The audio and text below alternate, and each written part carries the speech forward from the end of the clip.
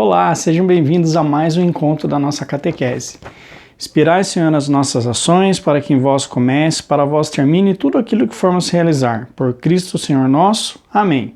Estaremos aqui reunidos em nome do nosso Deus, que é Pai, Filho e Espírito Santo. Amém. Muito bem, pessoal. Hoje nós vamos falar um pouquinho aqui a respeito de esportes, tá? Mais particularmente aqui a respeito de corrida. Mas antes da gente eu dar uma introdução, eu gostaria que você perguntasse aí na sua casa como é que tá a parte de exercício de vocês aí nessa quarentena, né? Que nem aqui em casa a gente não tá fazendo muita coisa, mas gostaria de saber de vocês aí. Vocês estão conseguindo praticar algum esporte? A família tem algum costume, né? Tem alguém aí na família que pratica alguma coisa? Então eu gostaria que vocês tivessem, né? Pausa um pouco o vídeo, deem uma conversada e depois vocês voltam e a gente continua. Tudo bem?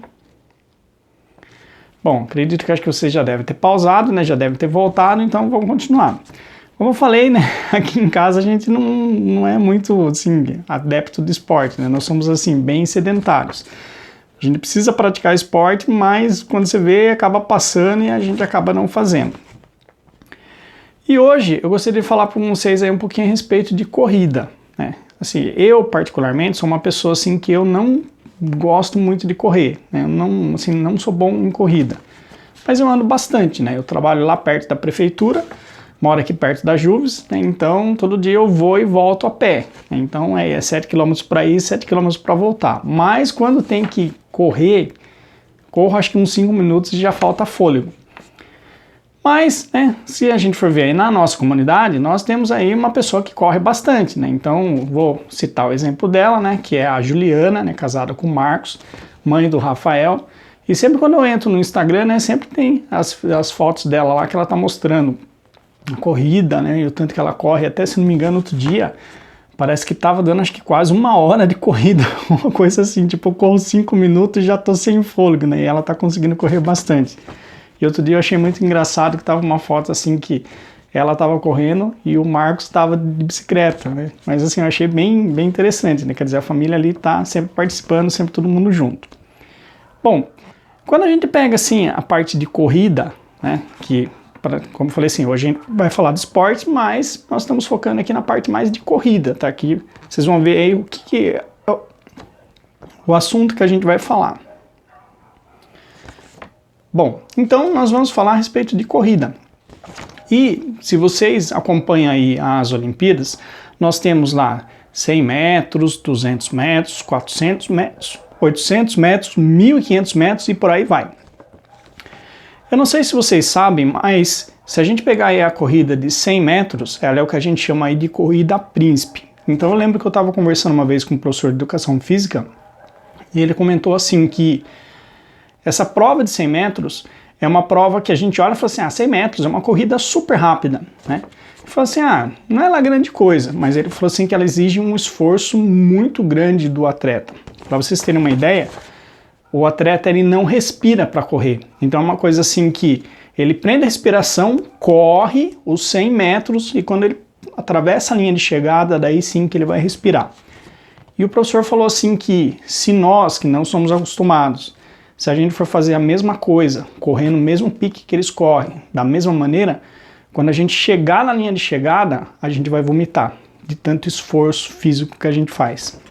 Então essa corrida aí de 100 metros é uma corrida assim, explosão de velocidade, explosão aí, né, de força para você conseguir aí atingir velocidade e vencer esse trajeto.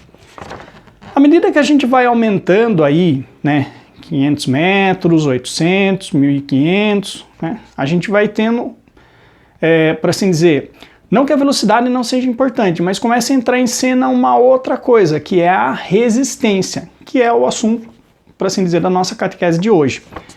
Mas vamos pegar por enquanto, entender o que vem a ser resistência na parte dos esportes. Então, resistência significa o quê? Que quando uma prova ela começa a ficar muito grande, uma prova muito extensa, o atleta ele precisa, de certa forma, ali, ir meio balanceando para que ele consiga ultrapassar, né, no caso a linha de chegada, quer dizer, para ele que ele consiga chegar na linha de chegada.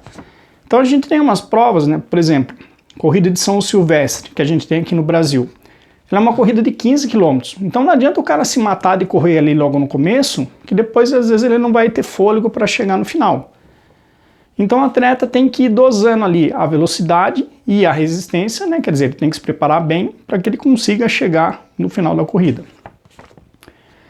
Além disso, a gente tem uma outra prova que se chama maratona, que é uma corrida que a gente vê muito na Olimpíada, né? E a maratona é 42 quilômetros, é muita coisa, né? Uma distância assim enorme.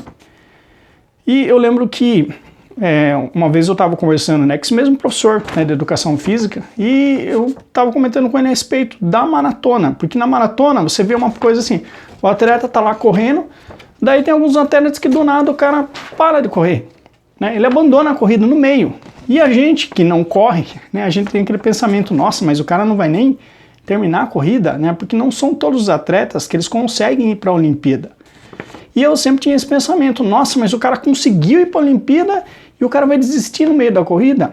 Né? E o professor estava explicando que, na verdade, o que acontece? Às vezes no meio da corrida ali, o atleta sentiu de repente uma fisgada na perna, teve algum problema ali, e ele faz uma análise e ele fala, vamos supor, de repente eu estou na metade da corrida, vamos supor, corri 20 km, falta ainda 22, e eu estou sentindo uma dor na perna, então se eu parar agora, eu posso de repente tentar voltar daqui a 4 anos.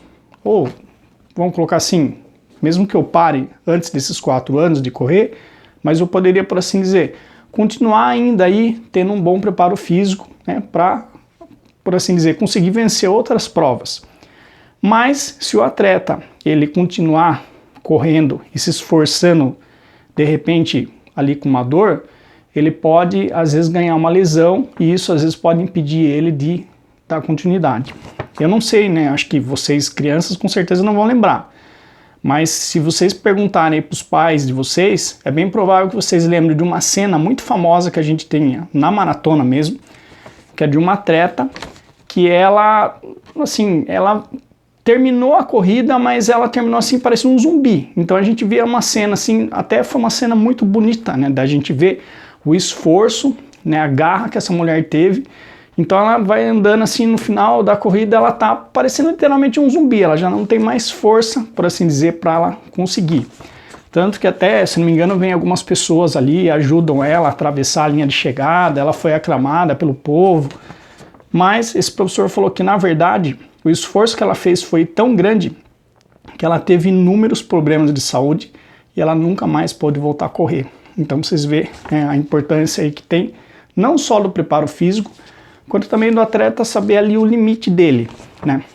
E daí a gente tem, né, partindo assim um pouquinho a mais, a gente tem uma prática esportiva que chama triatlon. E o triatlon é o seguinte, compõe natação, ciclismo e corrida, né? Então você vai fazer aí essas provas na sequência e para vocês terem uma ideia, a modalidade que a gente tem na Olimpíada é 1,5 km de natação, 40 quilômetros pedalando e 5 quilômetros de corrida. Então, assim, exige muito esforço físico.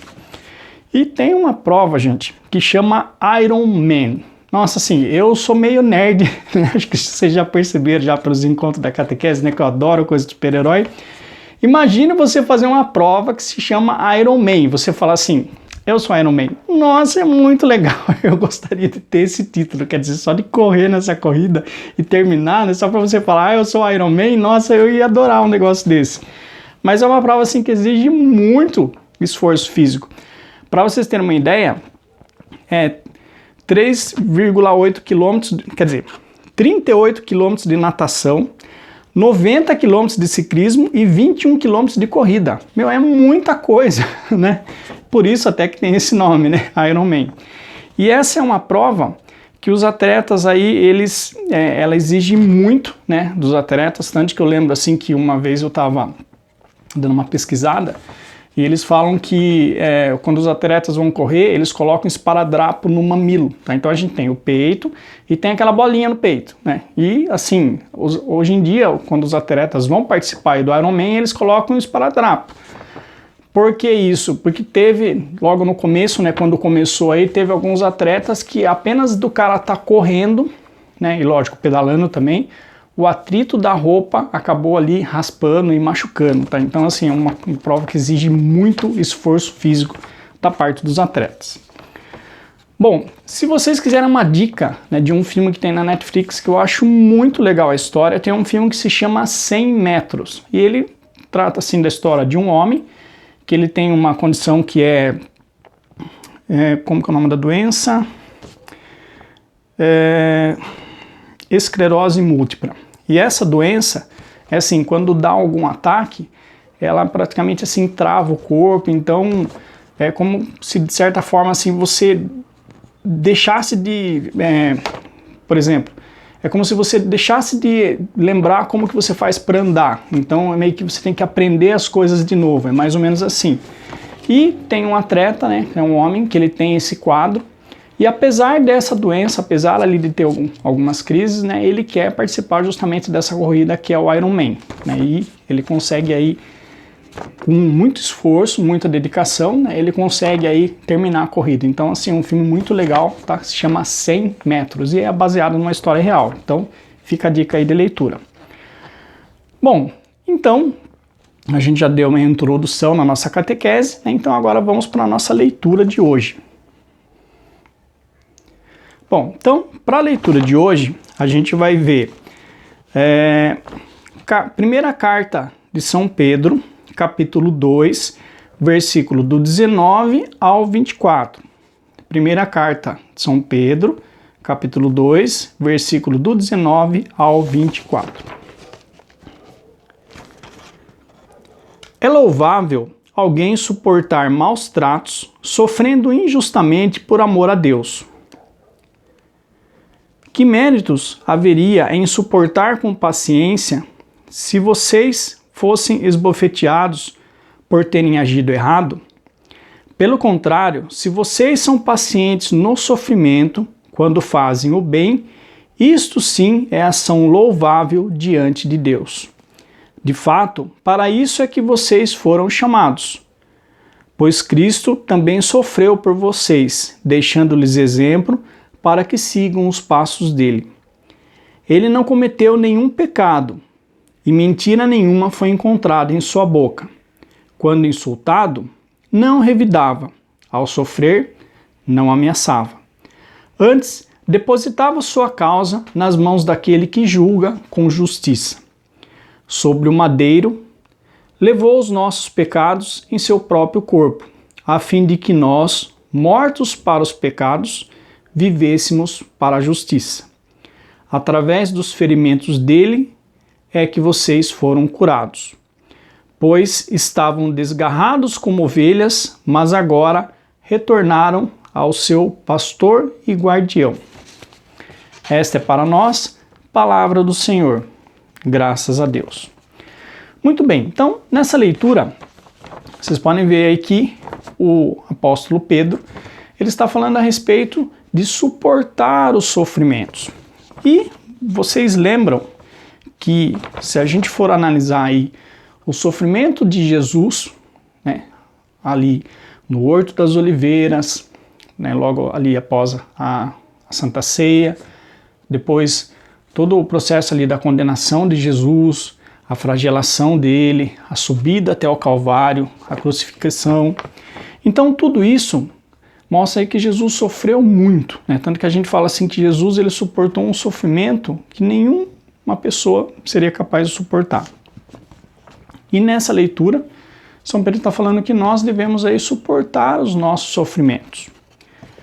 E vocês lembram que na semana passada a gente estava falando a respeito de santidade. Então nós continuamos ainda no nosso tema aqui a respeito de santidade. E para esse segundo encontro, né, nós vamos falar a respeito de resistência, que vocês lembram aí que a gente já ligou, né, com a questão aí que eu estava falando a respeito de corrida, né, das provas. Então olha só, resistência é a capacidade de não desistir logo no primeiro desafio ou obstáculo. Então da mesma maneira aí que um atleta, né, diante de um obstáculo, diante de uma corrida, quando de repente às vezes ele sente uma dor, sente cansaço, né, ele ainda continua indo para frente. Resistência é permanecer firme e olhar lá na frente, olhar para aquilo que estamos buscando, que é mais importante. lembrar que sofrer por sofrer não tem sentido. E que, se temos que sofrer por algo, nós podemos oferecer esse sofrimento para Deus. Isso pode ser feito, por exemplo, caso você tenha aí uma doença, né, de repente está passando aí por um período de dificuldade, então você pode oferecer a sua dor e o seu sofrimento para que, somados com o sofrimento de Jesus, né, como eu falei, não houve sofrimento maior que o dele, né, isso possa aliviar o sofrimento de outras pessoas. Como que vocês fazem isso? Então, eu vou dar um exemplo pessoal. Eu tive câncer. E eu lembro que a primeira vez que eu encontrei com o Padre Zé, depois que eu tive que fazer quimioterapia, tudo, o Padre Zé perguntou para mim: e aí, Luciano, como é que você tá? E eu falei o que eu estava sentindo, tudo. E o Padre Zé falou para mim justamente isso: olha, Luciano, sofrer por sofrer não tem sentido. Ofereça o seu sofrimento para Deus. Eu falei: bonito. Saí da igreja, mas como é que eu faço isso, né? Então fui conversar com a minha irmã, e a minha irmã, ela falou: olha, né, fale com as suas palavras, né? Senhor, eu estou entregando as minhas dores, os meus sofrimentos, para que junto com o seu sofrimento na cruz, possa aliviar as dores e os sofrimentos daquelas pessoas que estão sofrendo mais do que eu. E experiência própria. Quando você faz isso, a impressão que a gente tem é que Deus vem em nosso auxílio e parece que o nosso sofrimento se torna menor. Vamos colocar assim, pelo fato da gente entregar o nosso sofrimento nas mãos de Deus, é mais fácil de passar pelo sofrimento. Tá? Então, isso é assim, uma experiência pessoal, mas que eu acho que é muito válida. Tá? Bom, então, a gente tem que lembrar assim que outra coisa também, a paixão, ela não é apenas aí um sofrimento físico, tá?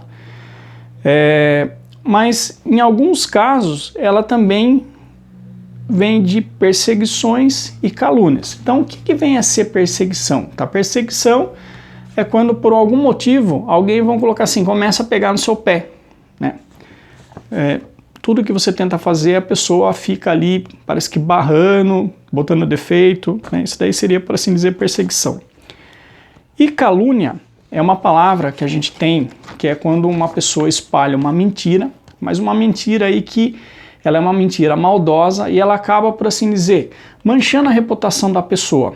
Então a gente tem alguns casos, né, aí de não apenas um, mas vários santos, que eles sofreram muito com calúnias, e até mesmo dentro da própria igreja. Então, se a gente for ver, por exemplo, Santa Margarida Maria Alacoque, que vocês lembram lá que é a santa, né, do Sagrado Coração de Jesus, ela via Jesus, Jesus aparecia para ela, ensinava as coisas, e ela, sempre que era possível, ela gostava de ficar em adoração, ficar em oração, né, ali oferecendo os sofrimentos, né, as dores dela, jejum, penitências, então ela gostava muito de fazer isso. E as outras freiras, de olharem para ela e acharem tudo aquilo estranho, começou a lhe levantar, né, uma certa calúnia de que talvez ela não estivesse vendo Jesus, mas que ela estivesse vendo o demônio. E por conta disso, né, começaram aí algumas freiras, quando ela passava, elas jogavam água benta nela. Então você vê aí, né, a humilhação que ela passou. Então a gente percebe, né, essa questão que quando o assunto é sofrimento, não é necessariamente um sofrimento apenas físico, mas às vezes também pode vir na forma aí de perseguição. Se a gente for ver um outro grande santo, né, o Padre Pio de Pietrelcina, ele também sofreu aí durante muitos anos com perseguição aí de padres e bispos que também achavam que ele era um charlatão e espalhavam aí várias mentiras a respeito dele. Mas a gente tem que entender assim que apesar de não necessariamente, né, ser um sofrimento às vezes físico, né, a perseguição e a calúnia às vezes ela também machuca muito, né? Então assim a gente tem que ter força de vontade, né, para a gente conseguir suportar. E aí que entra a resistência. Então a nossa definição de resistência, né, portanto, é suportar os sofrimentos e não desanimar diante das perseguições e calúnias. Então, o objetivo desse encontro é a gente entender que no nosso caminho de santidade, na nossa busca pela santidade, a gente pode aí oferecer os nossos sofrimentos a Deus e no dia a dia, né, a gente pode, por assim dizer, começar a oferecer coisas pequenas para que isso vá fazendo com que cada vez nós nos aproximemos mais de Deus. Então, como, né, nesses nossos encontros de catequese, nós estamos vendo a respeito de exemplos de santos que foram crianças e jovens, eu gostaria de trazer aqui para vocês um exemplo que é dos pastorinhos de Fátima. Então vocês se recordam, né, que quando nós fizemos aí os encontros a respeito de Nossa Senhora, eu falei para vocês a respeito dos pastorinhos. Então, na época, né, quando Nossa Senhora apareceu ali para eles, a Lúcia tinha 10 anos, o Francisco tinha 9 anos e a Jacinta tinha 7 anos. Teve uma coisa que eu acho que eu não falei para vocês, mas assim, todos os diálogos que a gente tem entre Nossa Senhora e os pastorinhos é apenas, na verdade, entre Nossa Senhora e a Lúcia. Então, apesar de todos eles verem Nossa Senhora, tinha uma diferença ali entre eles. Então, o Francisco, ele apenas via Nossa Senhora, mas ele nunca falou com ela e ele também não ouvia o que ela falava. Então, quem contava para ele depois o que Nossa Senhora tinha falado era a Jacinta e era a Lúcia. A Jacinta, ela via Nossa Senhora e ela também ouvia Nossa Senhora, mas ela nunca falou com Nossa Senhora. E, por último, a gente tem a Lúcia, né? A Lúcia, ela via, ela ouvia e ela também falava com Nossa Senhora, tá? Então, essa daí é a diferença aí entre os pastorinhos. A gente percebe, né, que depois que teve a aparição, né, de Nossa Senhora, ela causou assim uma grande mudança na vida dos pastorinhos, né? E qual foi essa mudança, né? O que vocês acham que mudou? Será que de repente eles começaram a participar de grandes festas, grandes eventos, né? Começaram a ficar famosos, né? Na verdade, assim, eles voltaram para a vida deles, né? Para a vida simples deles que eles tinham. Então eles sempre foram pastores e eles continuaram como pastores. Só que a diferença é que o fato deles terem visto Nossa Senhora, e a gente percebe ali principalmente quando Nossa Senhora revela para eles ali o segredo do inferno, né? E Nossa Senhora fala ali que muitas pessoas, né, muitas almas estavam se perdendo porque não havia quem oferecesse sofrimento e quem rezasse por essas pessoas, né? Quer dizer, quem oferecesse ali sacrifícios, né, por essas pessoas. E isso causa ali, né, uma mudança tão grande, né, no coração dessas crianças, que a partir desse ponto elas começam ali buscar qualquer situação em que elas pudessem oferecer sacrifícios a Deus. E a gente percebe, né, que se a gente continua vendo a história, né, como falei, o Francisco ele morreu logo e a Lúcia e a Jacinta também. O Francisco ele morreu com 10 anos e a Jacinta ela morreu com 9 anos, então eles morreram ali bem jovens. E no caso a Lúcia, lógico, né, depois ela continuou, né, ela cresceu e daí ela virou freira depois. E vamos colocar assim, como a Lúcia ela teve a vida inteira, né, para dedicar ali para Deus, é diferente da gente olhar o caminho que o Francisco e a Jacinta tomaram, porque eles, por assim dizer, eles atingiram um grau de santidade muito maior do que a Lúcia. Por quê? Porque no caso deles, eles tinham que, por assim dizer, como Nossa Senhora queria levar eles logo para o céu, né? Ela falou assim, olha, eu vou levar o Francisco, depois logo eu levo a Jacinta. Então eles precisavam, assim, de uma maneira muito rápida, né, chegar no céu. Então, eles começaram ali, né, cada vez mais oferecer esses sofrimentos a Deus. Então a gente percebe, né, eu lembro que uma vez eu li um relato da Lúcia, né, que ela relatou, né, as coisas que ela via, que aconteceu com eles. Então falaram assim que logo no começo, né, porque eles eram pastores, então precisavam levar as ovelhas, ficar lá junto com as ovelhas, né, o dia inteiro e depois trazer as ovelhas de tarde. Então eles levavam comida, né, os pais deles davam comida para levar. E logo no começo, né, eles começavam a fazer o quê? Dividir, quando eles encontravam alguma criança ali que era mais pobre, eles dividiam a comida com essas crianças. Conforme o tempo foi passando, eles começaram a literalmente entregar toda a comida para essas crianças, né? E daí, no caso, eles iam, quando achavam alguma fruta, alguma coisa, né, eles comiam. E chegou um ponto que daí eles começaram a procurar essas crianças para entregar o alimento, né? Então, quer dizer, você vê que eles já estão cada vez mais oferecendo sacrifícios, né? E a parte das frutas, né? Lá tinha muita castanha, né? Mas eles perceberam também que tinha o carvalho, ele também dá uma castanha. Só que a castanha do carvalho eles falavam aí que era uma castanha meio amarga. Mas eles começaram daí a comer a castanha do carvalho para também oferecer esse sacrifício, quer dizer, de comer uma coisa amarga. Bom, e daí a gente chega, né? Um dia a Lúcia falou assim que a Jacinta, pelo fato dela ser criança, né, na época ela tinha ali 7 anos, ela era muito inocente. E um dia eles estavam andando, era um dia de muito calor, eles estavam ali com fome, né, estavam com sede. E se você tá com fome, com sede, com calor, né, você ganha dor de cabeça de brinde, né? E daí a Jacinta disse que ela colocou a mão na cabeça e falou assim para Lúcia, né, Lúcia, por favor, fala para os sapos pararem de cantar, porque o barulho deles está me dando dor de cabeça. Lógico, não tem o que fazer, né? Quer dizer, não adiantava a Lúcia ir lá e falar, ô sapo, fica quieto, né? Ele ia continuar do mesmo jeito. E daí a Lúcia falou assim para ela, você não quer oferecer também isso pela conversão dos pobres pecadores? E daí diz que a Jacinta olhou para baixo e falou, você tem razão, deixa os sapos cantarem. Então, você percebe aí, né? Qualquer coisa eles ofereciam.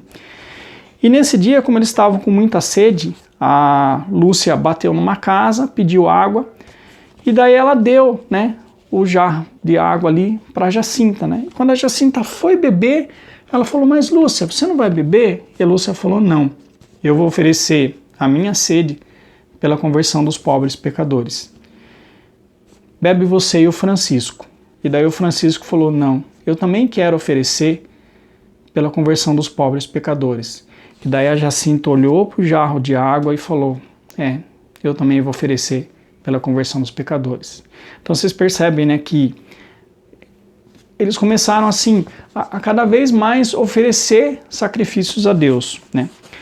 Em especial, né, eu lembro que eu estava vendo aí um padre que ele estava explicando aí se a gente fosse dar título para os pastorinhos, né? Que título que a gente poderia dar? Então para Lúcia seria aí a grande apóstola do Imaculado Coração de Maria, quer dizer, foi através dela que Nossa Senhora revelou o seu Imaculado Coração. E o Francisco, que título que a gente daria para ele, né? Seria aí o grande consolador do Sagrado Coração de Jesus. Então eles falam, né, que a Lúcia conta que o Francisco, desde cedo ele sempre gostava assim de ficar olhando as plantas, né, as árvores, né, olhando o céu. Então ele gostava assim de contemplar a natureza. Mas depois que teve, né, a aparição de Fátima, ele passou aí a cada vez mais olhar para o céu, né? Então fala assim que era comum, às vezes, a Lúcia e a Jacinta falavam, ué, cadê o Francisco? E daí Francisco, daí quando eu vi ele levantava a mão, né, ele estava ali próximo, né, mas ali afastado delas, né, e daí quando ele levantava a mão ele estava com um terço, né, porque Nossa Senhora falou isso daí, né, o Francisco ele vai para o céu, mas ele vai ter que rezar muitos terços, né? Então ele tomou isso para ele, né? Fala que ele rezava muito. E ele começou, né, cada vez a contemplar mais, né, a Jesus, né? E eles falam que uma vez a Jacinta começou a chamar e eles não achavam o Francisco, e quando ela foi ver ele estava ali rezando com o rosto no chão, né? E a hora que ela sacudiu ele, né, daí ele meio que voltou, né, e ela falou assim, nossa, você não escutou chamar? Ele falou, não escutei, né? E fala assim que ele gostava muito de ir na igreja, né, e ficar em adoração diante do Santíssimo, né, e ele costumava falar sempre assim que Jesus estava muito triste, né, ele queria consolar o coração de Jesus, né. E a gente tem uma coisa que eu achei maravilhosa, né, que fala assim que tanto ele quanto a Jacinta, né, porque na época assim você tinha que passar por uma catequese com o padre, né? Então a Jacinta foi, todas as perguntas ali que o padre fez, ela conseguiu responder, então ela podia comungar, mas o Francisco ele deu uma embananada ali e o padre não deixou ele comungar. Então falava que para isso ele, né, para ele dava assim, causava muito sofrimento, porque ele queria estar ali unido a Jesus, né, para consolar Jesus, né, no sacramento da Eucaristia, mas como ele não podia comungar, né, ele oferecia também esse sofrimento, né, esse desejo, né, o quanto que ele sofria, quer dizer, ele queria estar junto com Jesus, mas ele não podia, né. E tem uma coisa que eu acho, né, eu achei muito interessante, né, porque quando Nossa Senhora aparece, ela fala assim para Lúcia, olha, você vai ter que aprender a ler e escrever, né, porque na verdade a Lúcia precisou depois escrever, né. E fala que a Jacinta também quis aprender, né, então no caso ia a Jacinta e a Lúcia para a escola, o Francisco acompanhava, ele ia com elas até a porta da escola, mas ele não entrava, daí ele ia para a igreja. E uma vez perguntaram, mas você não quer aprender a ler e escrever? Ele falou, não, eu quero ir para o céu, né, eu não preciso aprender a ler e escrever. E teve se a gente for ver ali no caso, tanto Francisco quanto a Jacinta, os dois eles morreram, né, lógico, outras coisas também, mas assim, eles morreram aí de uma doença que teve lá na época que era a gripe espanhola, né, então assim, matou muitas pessoas, né, e matou eles também. E fala aí que praticamente na véspera, né, no dia dele morrer, o Francisco pediu para receber a comunhão, daí eles foram, né, procurar um padre, o padre não estava na época, né, daí era um outro padre, esse outro padre concordou, né, então finalmente ele pôde ali, né, comungar o corpo do Senhor. E ali no leito de morte, né, a Lúcia falou assim para ele, né, Francisco, quando você chegar lá no céu, pede por mim, pede pela igreja, pede pelo Papa, né, e ele falou assim, Lúcia, pede para Jacinta, porque eu acho que quando eu chegar no céu e olhar para Jesus, eu só vou querer consolar ele. Então, acho que eu vou esquecer de tudo, né? Mais. Então, pede para Jacinta, né? Bom, e daí se a gente fosse dar um título para Jacinta, né? Qual que seria o título? E o título que a gente poderia dar para ela seria A Vidente Predileta de Nossa Senhora, né? E assim, é até meio estranho, né? Porque se a gente fala, nossa, mas não é a Lúcia, né? Porque a Lúcia que sabia, né? Falava com Nossa Senhora, né? Mas na verdade eles falam, né, a própria Lúcia fala, né, que a predileta de Nossa Senhora era a Jacinta, porque dos três, a Jacinta foi, por assim dizer aqui, alcançou o maior grau de santidade, né? Então fala assim que ela foi a que subiu mais alto, né? Então ela não poupava, né, ali situações em que ela pudesse oferecer sacrifícios, né, pela conversão dos pecadores. E a gente tem, né, uma coisa ali que ela teve, além, né, no caso da gripe também, ela teve ali um negócio que chamava, acho que era pleurisia, se não me engano, que é uma inflamação ali no pulmão.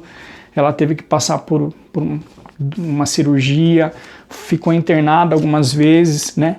E Nossa Senhora apareceu para ela algumas vezes, né? E Nossa Senhora falou assim que ela iria morrer sozinha. Era dessa forma que Deus queria, né? E no caso, ela sendo uma criança, né, porque se a gente for ver quando Nossa Senhora apareceu, ela tinha 7, quando ela morreu ela tinha 9 anos, né? Imagina aí uma criança, né, esse sentimento aí de você morrer sozinha, né? E quando ela tá falando morrer sozinha, né, quer dizer, a mãe não vai estar do lado, né? Porque no caso, se a gente for ver ali, eles eram pobres e nas duas vezes em que a Jacinta precisou ser internada, né, eles levaram ela para uma outra cidade, então ela ficou na casa a primeira vez ela ficou ali no orfanato, né, até que era uma moça que ela chamava de minha madrinha, né, e ela falou assim que nesse lugar ela foi muito feliz porque tinha ali o sacrário, né, uma capela, então ela sempre que ela podia, apesar de doente, ela ia lá diante do Santíssimo. Mas, né, na segunda internação, né, ela morreu sozinha. Então a gente vê ali que ela pediu para receber a Eucaristia, vamos colocar assim, por um capricho divino, né, de alguma maneira ali não puderam entregar e ela morreu sozinha, né, vamos colocar assim, abandonada. Se a gente for ver, né, casa muito bem ali, né, com a ideia de Jesus no Horto das Oliveiras, né? Que Jesus também ele pede ali a companhia dos discípulos, né? Se a gente for ver ali na cruz, né? O que Jesus fala, né? Meu Deus, por que me abandonaste? Né? Muito bem. Então, agora que a gente já falou aí um pouquinho do Francisco, falei um pouquinho da Jacinta, né? Então agora nós vamos falar de uma outra pessoa, né? Mas não é a Lúcia, né? Eu lembro que quando eu estava começando a preparar esses encontros, né, e eu comentei com a Juliana, ela falou assim, Ju, eu estou querendo fazer um encontro de catequese, né, a respeito de santidade, o que você acha, né? E daí eu lembro que a Juliana me mostrou uma foto de um jovem chamado Carlo Acutis, e é a respeito dele que eu vou falar para vocês hoje. Bom, então, voltando, né, Esse daqui é o Carlo, gente, tá? Que é o jovem aí que a gente vai ver um pouco a respeito dele. Tá? Então, quem é o Carlo Acutis? Ele é um jovem italiano, ele morreu em 2006, com 15 anos. E a gente tem uma coisa interessante, né, que ele está em processo de beatificação. Ele é um jovem aí que levou uma vida de santidade, né? E é interessante que ele é um exemplo bem recente, né? Quer dizer, fazem praticamente 13 anos que ele morreu, né? Quer dizer, está bem recente, né? E quando eles foram ali fazer o translado do corpo dele, né? Porque na verdade ele foi enterrado na cidade dele, mas ele quis depois ser levado para Assis, né? E que é a terra de São Francisco. E quando eles foram ali desenterrar ele, eles perceberam que o corpo dele estava incorrupto. Então, estou abrindo um parênteses aqui, tá? O que é corpo incorrupto? Nós temos um efeito, um fenômeno que a gente tem apenas na Igreja Católica, que é o que a gente chama aí de corpos incorruptos. Então, com alguns santos, tá, acontece esse efeito, que é o corpo não se deteriora. Tá? Nossa, mas como que isso daí funciona, né? Tem vários santos, como é que é? Então, eu gravei um encontro, tá? Quer dizer, não encontro, eu gravei um vídeo explicando a respeito dos corpos incorruptos. Se não me engano, dura aí uns 16 minutos mais ou menos, tá? É obrigado a ver esse vídeo? Não, não é obrigado a ver o vídeo. Mas se vocês quiserem, é só entrar lá no meu canal, tá? Procura aí Santos, Corpos Incorruptos, e ali eu vou falar aí dos outros santos também que tem esse mesmo efeito. Lembrando que o Carlo, ele não é santo ainda, ele está em processo de beatificação. E daí depois, né, se ele for declarado aí beato, ao que tudo indica, né, parece que sim, daí depois ele vai aí continuar o processo, no caso aí, para se tornar um santo. Tá? E a gente percebe que o Carlo, né, é muito assim, interessante porque ele é muito próximo, né, vamos colocar assim, a data muito recente. Então, até o padre Paulo Ricardo estava brincando, né, falou assim que se ele for realmente, né, aí santificado, né, quer dizer, declarado santo, vai ser o primeiro santo youtuber que a gente vai ter, né? Então tem vários vídeos dele na internet, né? Então a gente percebe aí que ele era um jovem que ele se divertia, que ele brincava, né? Ele gostava muito de andar de bicicleta, gostava muito de brincar com o cachorro, né? A gente tem alguns vídeos dele, né, fazendo algumas brincadeiras ali diante da câmera, né? Mas ele é um jovem, né, que tem uma coisa muito interessante, né? Com 7 anos, né, ele já pediu para receber a Eucaristia. E no caso, como ele ainda era jovem, né, o padre ali deu uma autorização especial e conta que a partir do momento, né, em que ele recebeu a primeira comunhão, todos os dias ele ia na igreja, né, e ele recebia a comunhão. Então ele recebia a Eucaristia todos os dias. E ele também fazia adoração ao Santíssimo todos os dias, além do terço também, né? Então você vê que é uma coisa que hoje em dia, se a gente for ver, né, por um jovem, né, fazer uma coisa dessa todos os dias, né, é um exemplo aí de santidade, né? E além disso, né, ele tem a questão aí também que ele repartia, né, no caso aí a comida, a família dele era uma família assim muito rica, né? Tanto que eles falam que a mãe dele contratou uma babá, né, e a babá, ela era muito católica. Mas aí no caso ali, ele começou a ter a aprender. Com alguns 3 anos ele começou a fazer algumas perguntas que a mãe dele não sabia responder, então a mãe dele foi conversar com o padre e falou, viu, você tem que começar a aprender para ensinar o seu filho. E a mãe dele fala, né, que a primeira pessoa que o filho dela converteu foi ela, né? E depois disso a gente vê ali que tem um empregado, né, da família, que ele era um rapaz hindu, né, ou seja, indiano, né, ele seguia aí o hinduísmo, e por ele ir acompanhar o Carlo, né, todos os dias, ou seja, ele levar, né, o Carlo na igreja, né, o Carlo ali com 7 anos, né, ele começou a falar das maravilhas de Deus, das maravilhas da Eucaristia, e ele acabou ali convertendo esse homem, né, no caso pelo exemplo, né. Além de outras pessoas também que o Carlo, né, ele falava muito bem, né, e ele chegou até a criar um site para falar aí sobre os milagres da Eucaristia, né, os milagres eucarísticos, para falar também da vida dos santos. E a gente tem uma coisa, né, muito interessante, que mesmo ele sendo rico, né, ele era bem simples. Então fala assim que uma vez a mãe dele entrou no quarto dele e falou, nossa, meu filho, você está só com um par de sapato, né? Vamos comprar outro sapato. Ele falou, não, mãe, não preciso de outro sapato. Fala, nossa, mas só tem um sapato. Dele, então, tem gente que não tem nenhum sapato. Então, se a gente for parar para pensar, né, um jovem rico, que poderia ter aí quantos pares de sapato quisesse, né, para ele bastava apenas um, né. E fala que uma noite, né, quando ele saiu, né, para distribuir ali comida para os doentes, quer dizer, para os doentes não, para as pessoas que viviam na rua, ele viu um homem que estava sem sapato, ele entregou o sapato dele, daí ele voltou descalço para casa, né. Ele era muito devoto de São Francisco, também da Jacinta, né, de São Francisco também, né, então fala assim que várias vezes ele ia para Assis, né. Teve até uma vez que assim, uma coisa muito interessante, né, que os pais dele falaram assim, olha, a gente vai para a Terra Santa, e pra gente que é católico, né, você fala assim, puxa vida, você pode andar aonde Jesus andou, né, você vê o que Jesus viu, né, então todo mundo praticamente assim, gostaria de ir para Jerusalém, né, para a Terra Santa. E daí os pais dele falaram assim, viu, vamos lá para a Terra Santa? Ele falou, não quero ir. Nossa, mas como? A gente achou que você queria ir. Daí ele falou, viu, por que eu vou querer ir para lá para ver os lugares onde Jesus andou, se eu posso ir na igreja e eu posso ver Jesus ali presente na Eucaristia, né? E ele falava, né, que a Eucaristia é a autoestrada para o céu, né?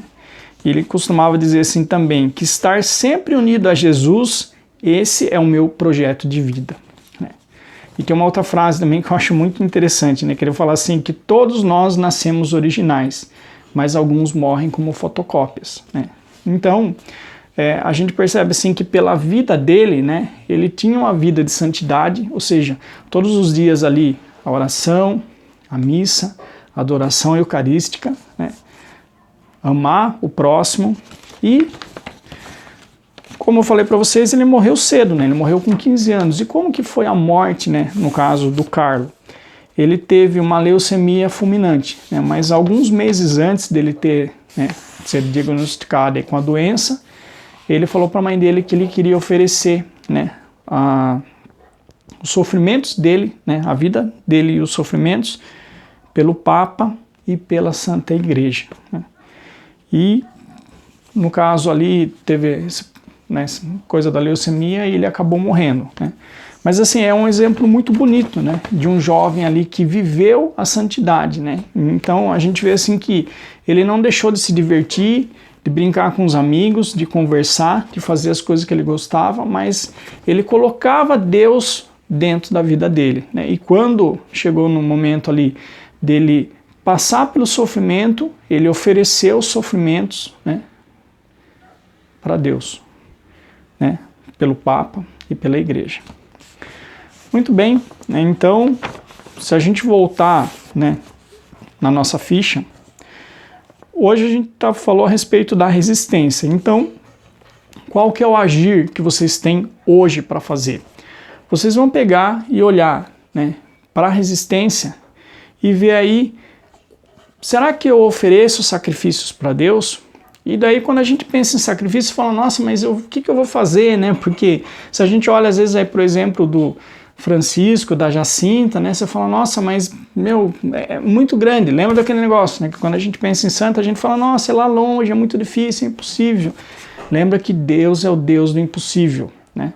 E a gente pode começar com coisas simples. Então eu diria assim que, ao invés de você pensar como que eu vou oferecer um sacrifício para Deus, você poderia pensar como que eu posso demonstrar o meu amor por Deus.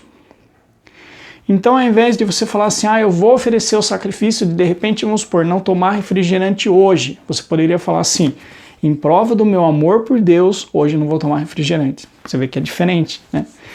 Então, a gente pode, por exemplo, né, se você gosta muito de refrigerante, você não tomar refrigerante, você oferecer isso daí para Deus. Se você, de repente, adora passar manteiga no pão, você deixar de passar manteiga no pão, né? Se você adora, vamos supor, leite com chocolate, né? Às vezes você tomar o leite ali sem chocolate. Então a gente pode começar com coisas simples, né? Mas que a gente possa demonstrar ali o nosso amor por Deus, né? E é isso que Deus quer, né? Na palavra de Deus tem uma passagem, né, que Jesus fala assim, né? Eu não quero sacrifício, né? Eu quero amor. E é isso que a gente pode fazer, né? Não adianta nada a gente deixar de fazer uma coisa e falar, ai, eu tô morrendo de sede, ai, como eu tô cansado, ai, como eu queria beber esse refrigerante, mas não posso porque tem que fazer penitência, porque a igreja pediu para mim fazer penitência. Ai, que droga de vida. Não adiantou nada, gente, né? Mas se a gente pegar e fizer com amor, com carinho, falar, não, eu amo o Senhor e por amor a Jesus, hoje eu não vou beber refrigerante, né? Isso sim é uma prova de amor. Tá bom? Então, né, com base aí no exemplo dos pastorinhos, o nosso agir, né, que a gente vai fazer essa semana é vocês preencherem ali a ficha de vocês, né, no caso aí na parte da resistência, e também olhar o que eu posso oferecer para Deus, tá bom?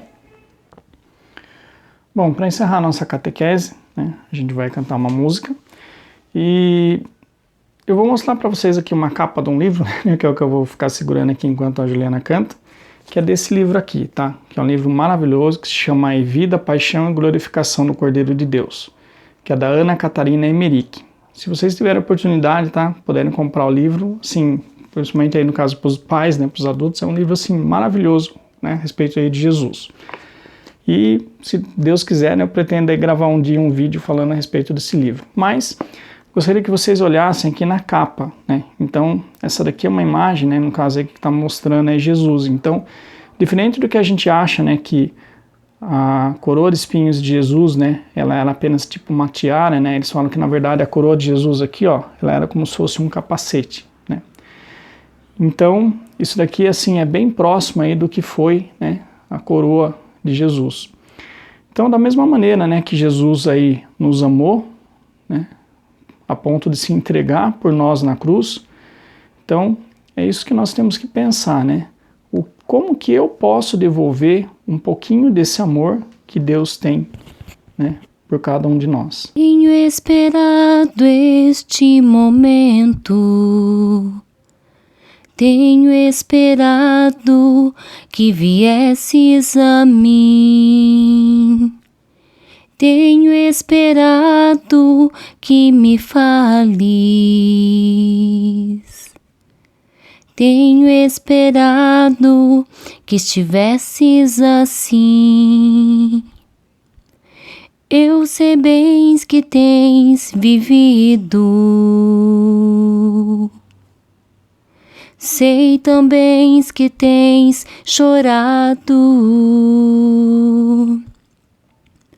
Eu sei bem que tens sofrido, pois permaneço ao teu lado.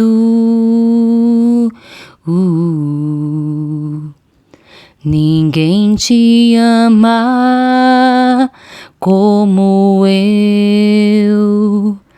Ninguém te ama como eu. Olhe pra cruz, esta é a minha grande prova. Ninguém te ama como eu. Eu sei bem o que me dizes, ainda que nunca me fales. Eu sei bem o que tens sentido, ainda que nunca me reveles. Tenho andado ao teu lado, junto a ti permanecido. Eu te levo em meus braços, pois sou teu melhor amigo.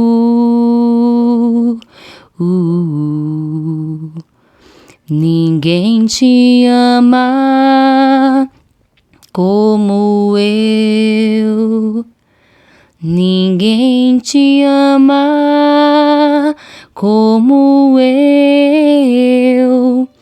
olhe pra cruz, esta é a minha grande prova. Ninguém te ama como eu.